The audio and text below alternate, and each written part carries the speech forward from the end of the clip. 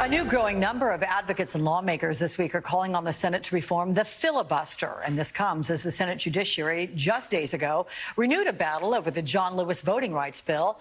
Let's now bring in Ben Jealous, former president and CEO of the NAACP and president of People for the American Way Foundation.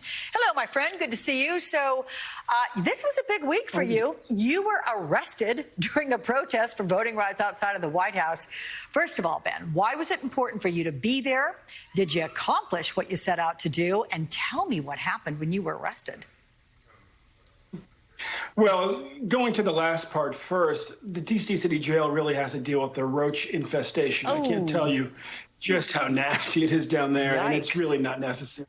A lot of working people just getting tortured every day down there. But we were there because, there have been it's been a year of protests at the Capitol, outside Sinema's office, outside Manchin's office, all creating consensus amongst every Democrat that we've got to pass these two bills, the John Lewis bill and the Freedom to Vote bill. And what's holding it back is the filibuster.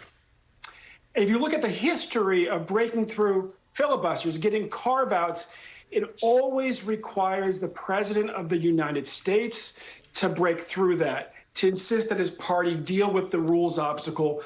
And that's what Trump did to stuff the Supreme Court with more far-right-wing conservatives.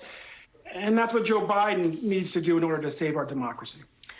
So looking specifically at the John Lewis Voting Rights Advancement Act, it was introduced in the Senate Tuesday. The Assistant Attorney General for the Civil Rights Division, Kristen Clark, had this to say. This was said on Wednesday before a Senate panel.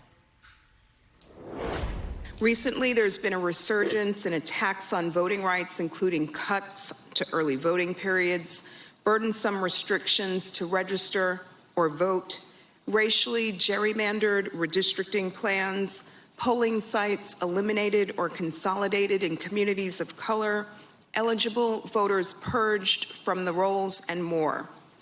I am here today to sound an alarm. For the Justice Department, restoring and strengthening the Voting Rights Act is a matter of great urgency. That's a lot of things that she ticked off there, none of which are good. Does the John Lewis Voting Rights Act cover all of them? Yes. The purpose of the John Lewis bill is to, quite frankly, make it possible to stop these fires before they get lit. And the purpose of the Freedom to Vote Act is to really stop the ones that are already in place. And so together, if one doesn't take care of it, then the other one does. Okay, good. They work together. I know that, Ben, you have called on President Biden, really called him out kind of for not doing enough on this issue. You're urging him, tell the Senate to remove the filibuster as an obstacle, pass voting rights legislation after doing so.